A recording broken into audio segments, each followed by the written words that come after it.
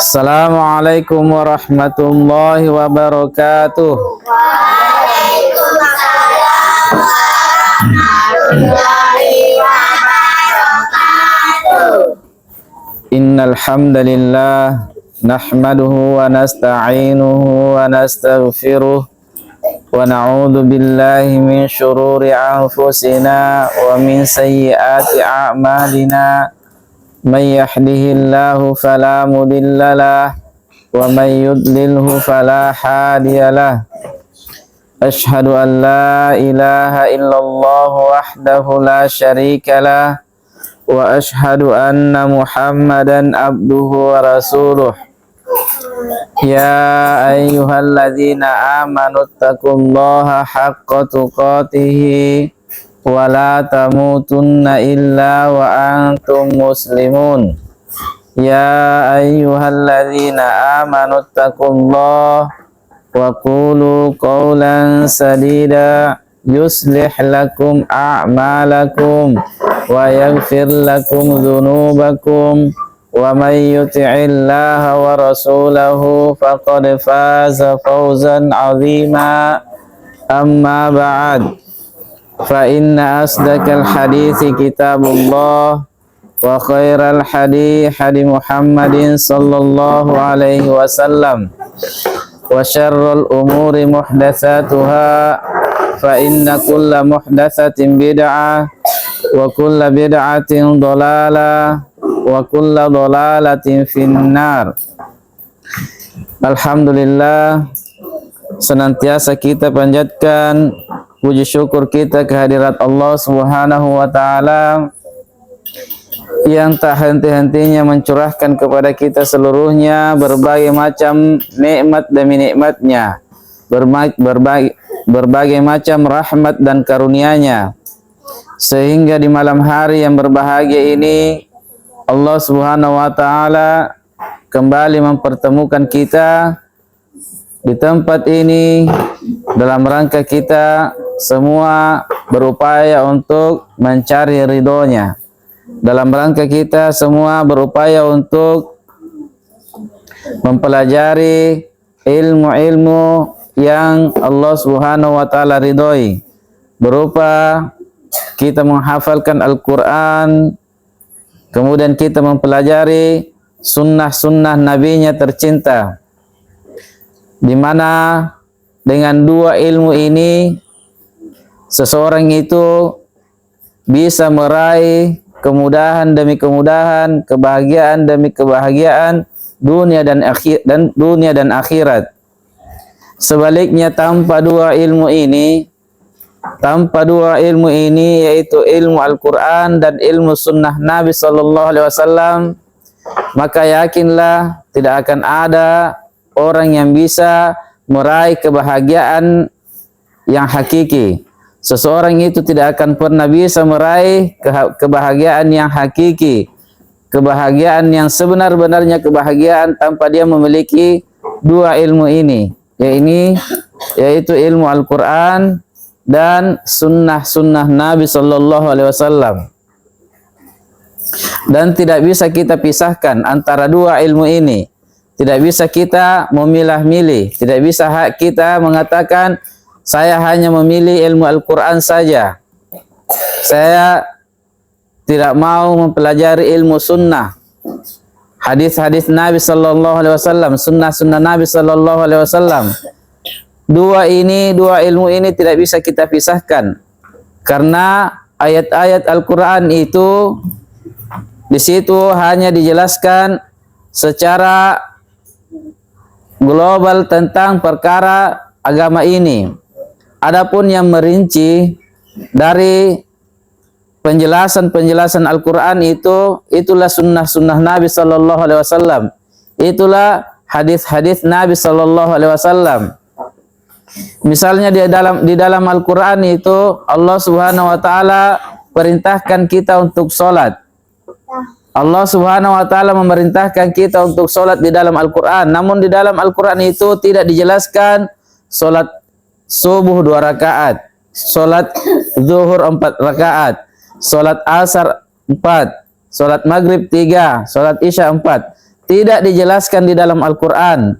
Jadi kalau ada orang yang hanya mengambil dari ilmu Al-Quran saja dan menolak ilmu dari hadis-hadis Nabi Sallallahu Alaihi Wasallam, maka perjalanannya pincang. Maka dia dalam beragama tidak sempurna, tidak betul. Karena dia tidak akan bisa mengamalkan Al-Quran tanpa melihat kepada sunnah-sunnah Nabi Sallallahu Alaihi Wasallam. Di dalam Al-Quran tidak dijelaskan secara rinci bagaimana tata cara solat. Yang menjelaskannya adalah sunnah-sunnah Nabi Sallallahu Alaihi Wasallam. Subuhnya 2 rakaat, zuhurnya 4 rakaat, dan seterusnya. Kemudian bacaan-bacaan solat tidak dijelaskan di dalam Al-Quran. Yang menjelaskannya adalah hadis-hadis Nabi Sallallahu Alaihi Wasallam.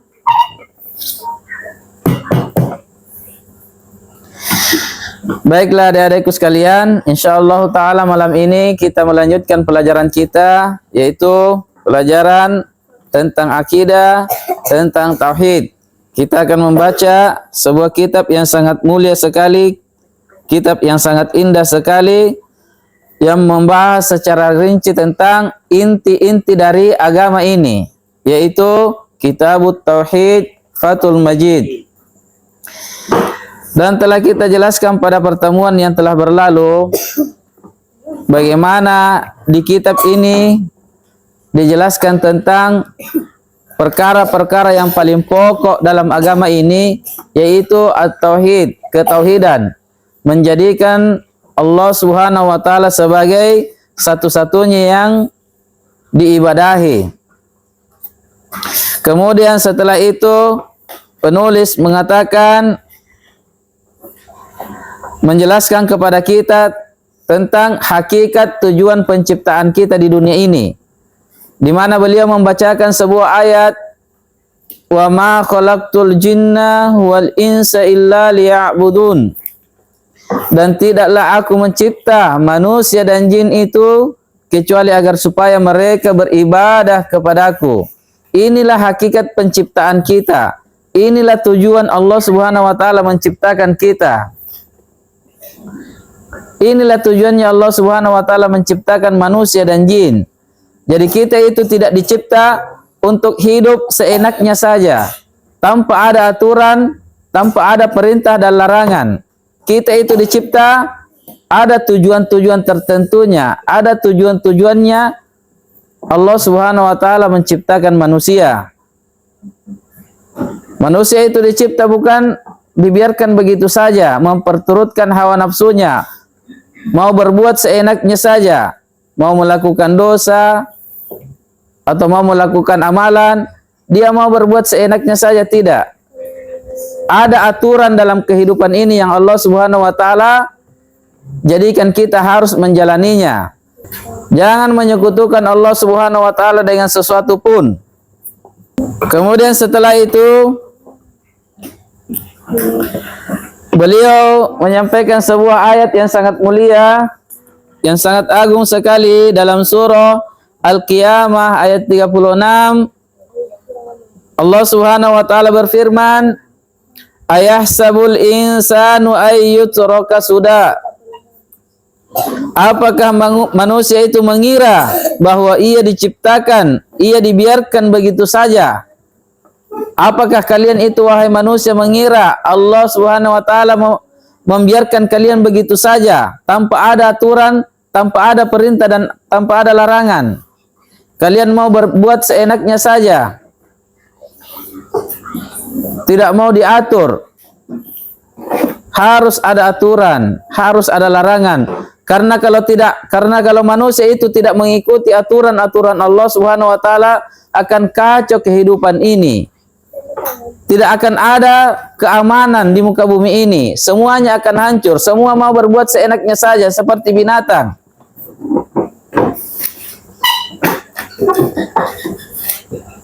Tidak mau mengikuti aturan Allah Subhanahu wa taala, kehidupan ini akan hancur. Tidak ada yang namanya ketenangan dalam kehidupan ini. Yang kuat memakan yang lemah sebagaimana layaknya binatang. Harus ada aturan yang harus kita jalani. Jadi tidak mungkin manusia itu dibiarkan begitu saja. Tidak mungkin manusia itu dicipta tanpa ada tujuan-tujuan tertentu. Tidak mungkin kita dicipta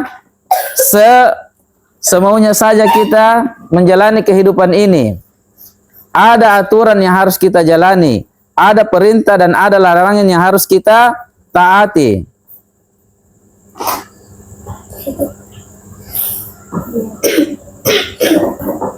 Kemudian Allah Subhanahu wa taala memerintahkan mereka agar mereka melaksanakan tujuan dari penciptaan mereka. Dan Allah Subhanahu wa taala mengutus para rasulnya juga dengan tujuan ini. Jadi makna inilah yang dimaksud ayat di atas secara pasti, dan makna inilah yang dipahami oleh mayoritas umat Islam, serta mereka pun menggunakan ayat ini sebagai hujjahnya. Jadi dengan ayat inilah mereka kaum muslimin itu mampu memahami, dengan ayat inilah mereka mengetahui bahwa Allah Subhanahu wa taala pada hakikatnya mencipta kita sebagai manusia dengan tujuan-tujuan yang sangat agung, dengan tujuan-tujuan yang sangat mulia, yaitu hanya beribadah kepada Allah Subhanahu wa taala semata, dan kita tidak mempersekutukannya dengan sesuatu apapun.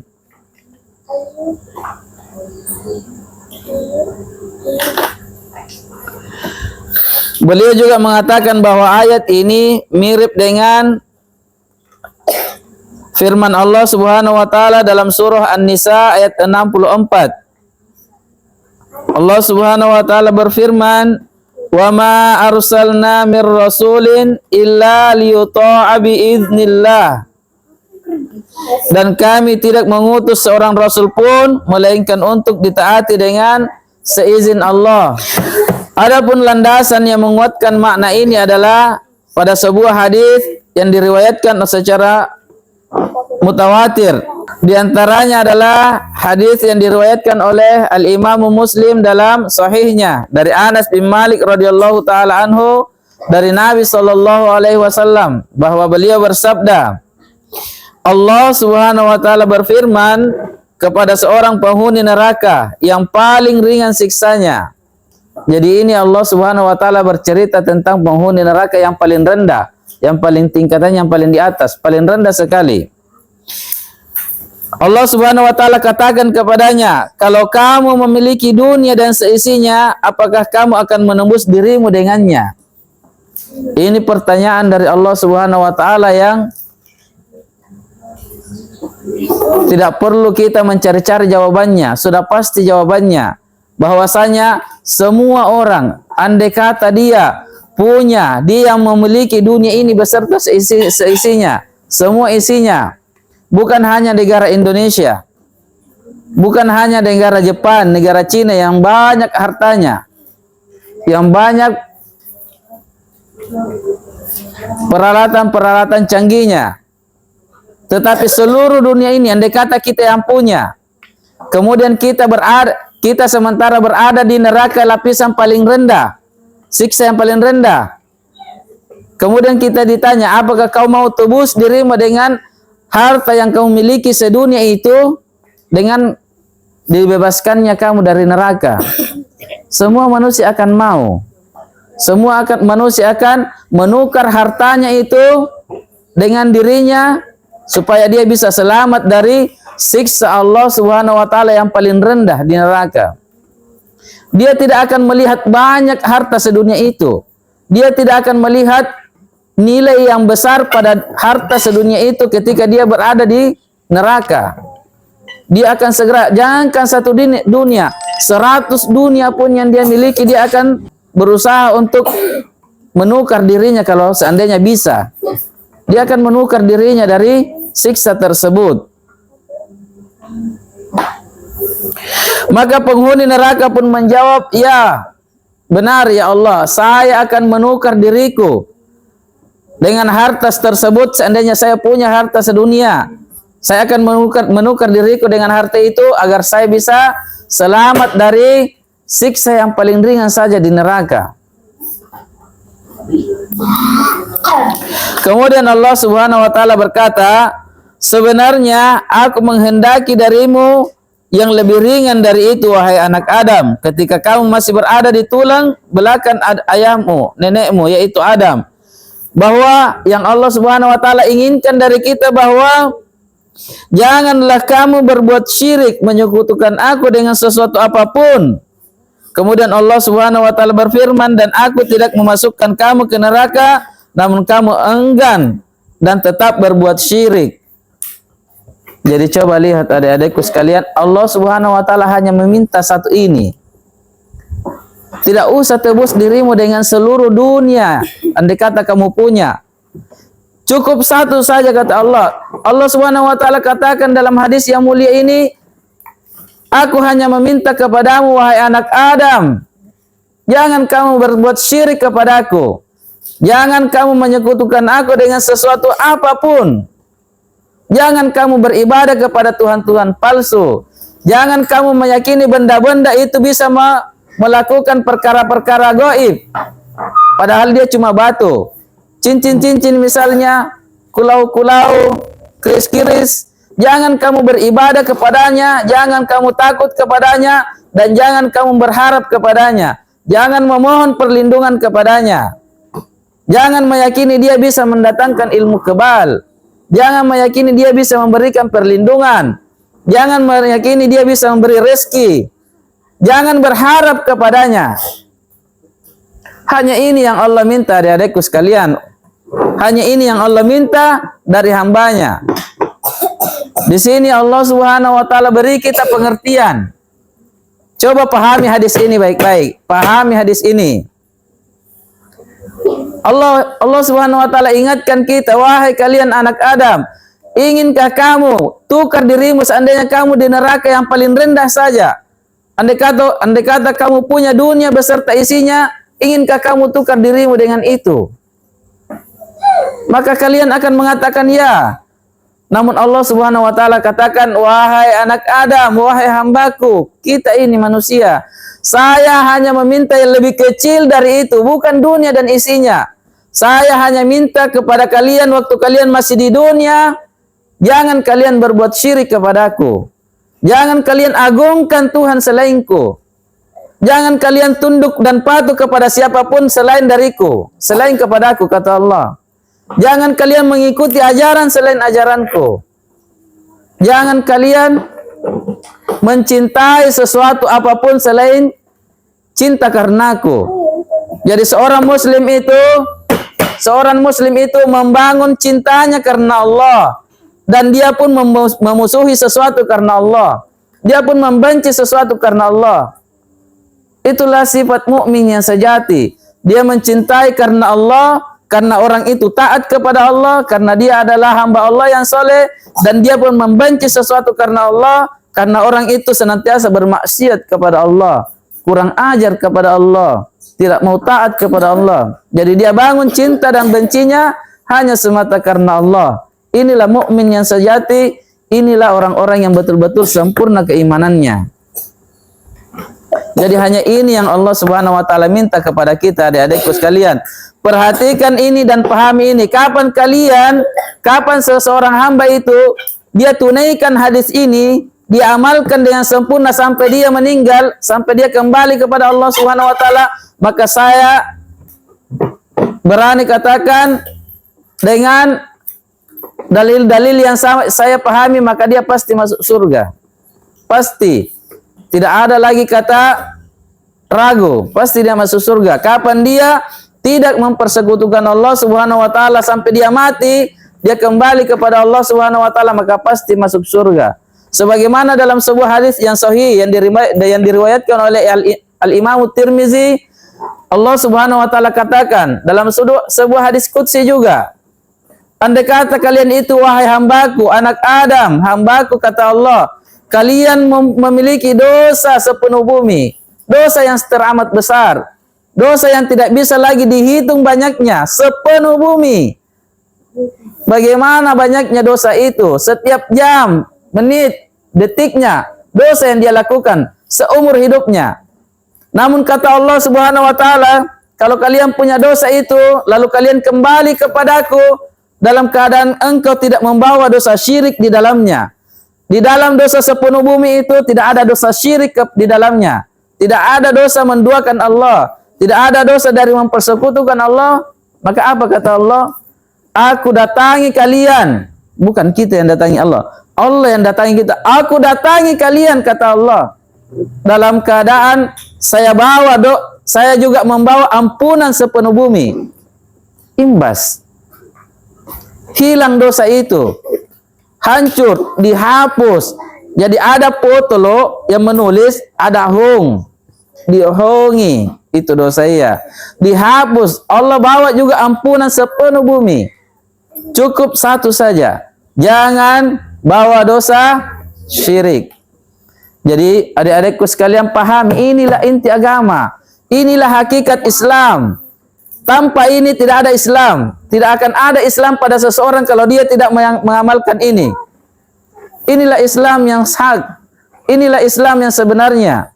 Inilah makna la ilaha illallah. Kenapa dalam kalimat ketika seseorang mau masuk Islam kalimatnya kalimat la ilaha illallah? Kenapa ini yang diucapkan? Kalau dia tidak mengucapkan kalimat la ilaha illallah ini, maka dia tidak akan teranggap sebagai orang Islam. Apa makna la ilaha illallah? Coba kita perhatikan apa makna la ilaha illallah. La ilaha, tidak ada Tuhan. Hapus semua Tuhan, jangan ada Tuhan. Tidak ada, kosong, tidak ada Tuhan. La ilaha, penafian, tolak. Tidak ada Tuhan sama sekali. Illa, kecuali tetapkan. Illa penetapan, kecuali Allah. Illa Allah, kecuali hanya satu Allah. Jadi begitu caranya memaknai la ilaha illallah.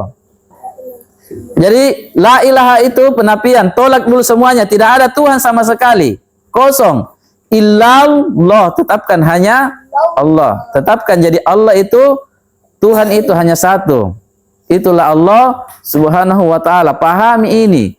Kapan kita tidak pahami ini, tidak akan pernah benar keislaman kita. Tidak akan pernah. Inilah inti ada ajaran Islam. Inilah kebenaran Islam. Siapa yang betul-betul mengamalkan ini, maka itulah Islam yang sebenar-benarnya Islam. Namun siapa yang lalai dari perkara syirik ini, siapa yang tidak paham tentang perkara syirik ini, dan siapa yang mengabaikan tentang ilmu ini, maka hakikatnya dia hanyalah mayat-mayat yang berjalan. Dia bukanlah manusia, tapi dia hanya sebuah mayat yang berjalan.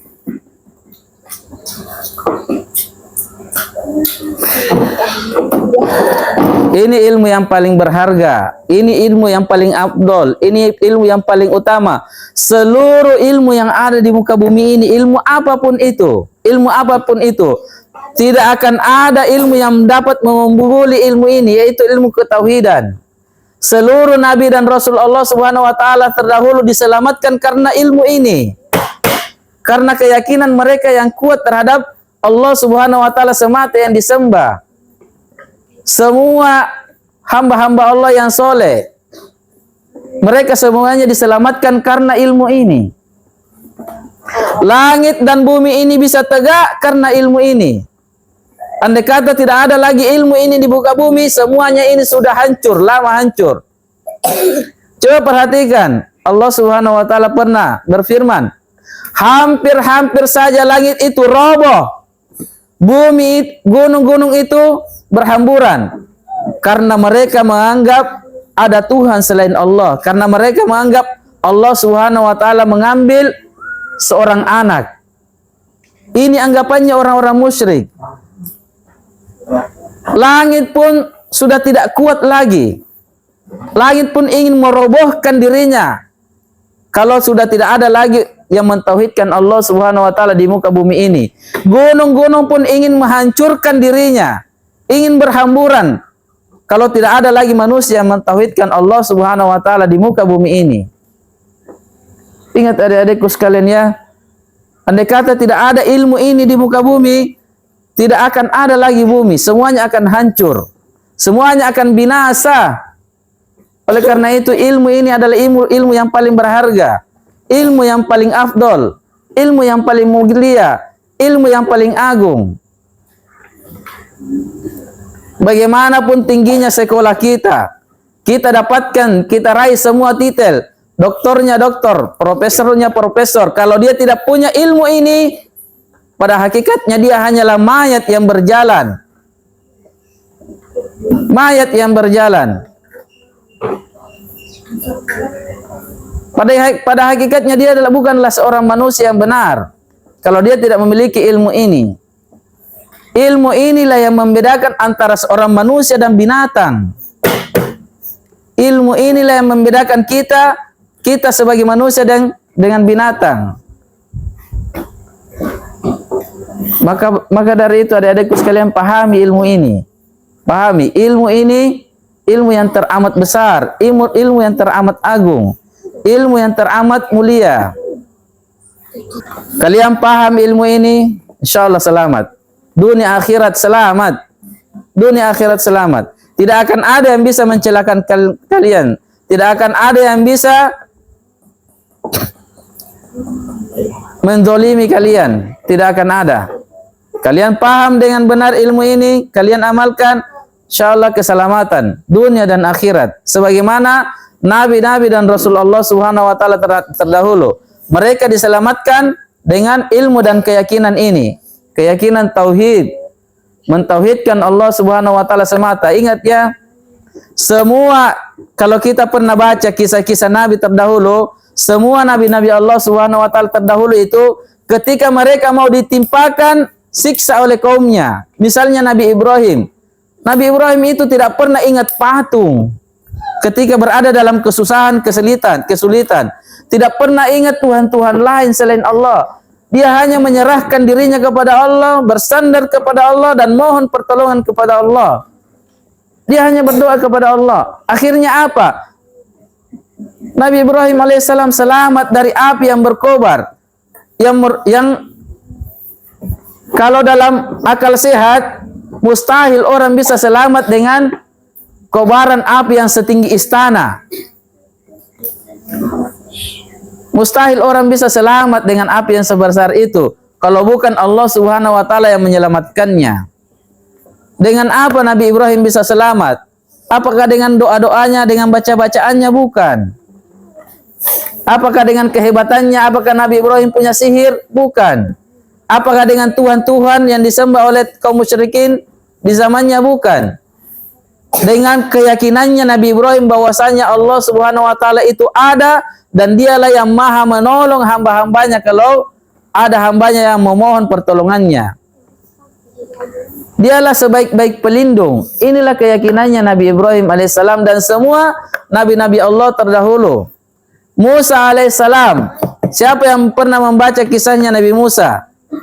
Ketika Fir'aun dan tentaranya mengejar Musa alaihissalam, dikejar dengan bala tentara yang sangat banyak, yang dibekali persenjataan yang sangat lengkap.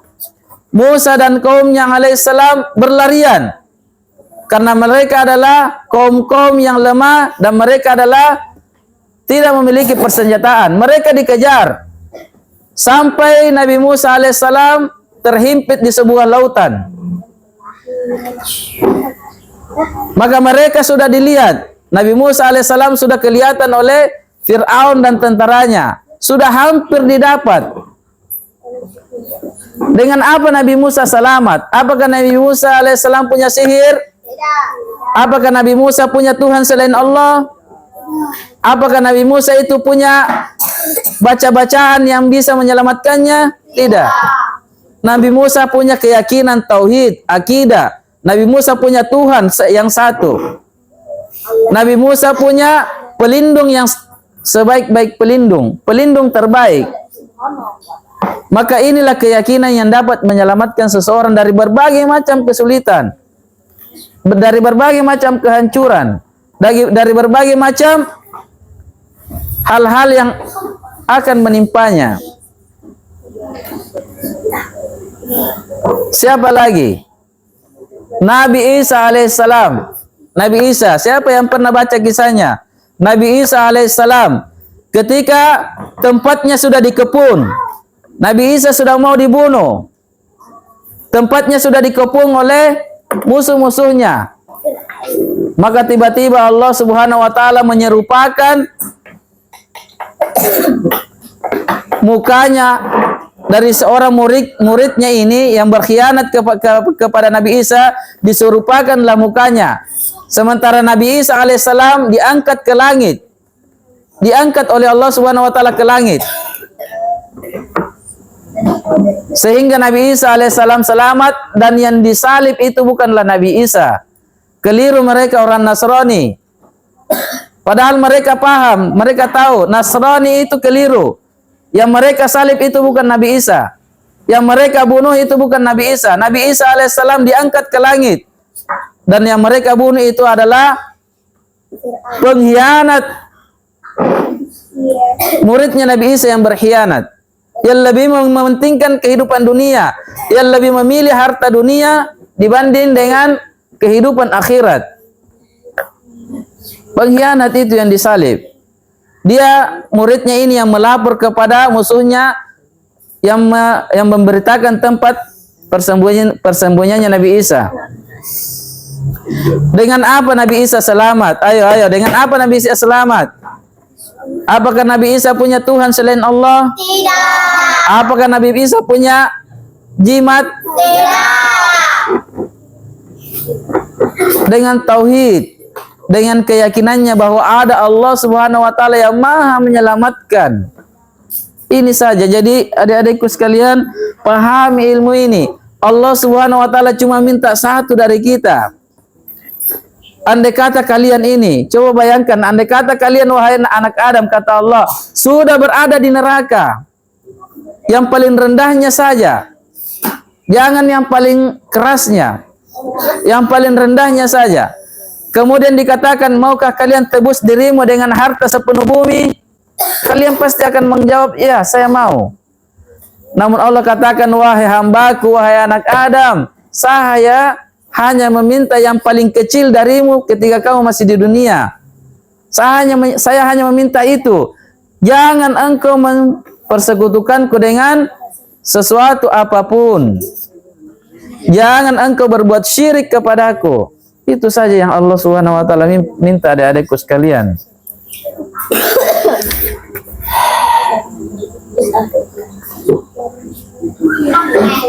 Kemudian orang musyrik ini menentang apa yang dikehendaki oleh Allah Subhanahu wa taala padanya, yaitu untuk mengisahkannya dan tidak menyekutukannya dengan sesuatu pun. Dan dia menentang apa yang Allah Subhanahu wa taala kehendaki agar ia melakukannya, karena dia menyekutukan Allah Subhanahu wa taala dengan yang lainnya. Jadi memang orang musyrik itu perkara yang paling besar di dalam jiwanya, di dalam hatinya orang-orang musyrik itu adalah kesombongan. Mereka memiliki sifat sombong yang teramat besar. Mereka itu adalah orang-orang yang menyombongkan diri. Mereka sengaja menentang perintah-perintah Allah padahal mereka sudah tahu. Mereka sengaja melawan Allah Subhanahu wa taala. Jadi ini adalah kesombongan yang teramat besar yang dimiliki oleh kaum musyrikin.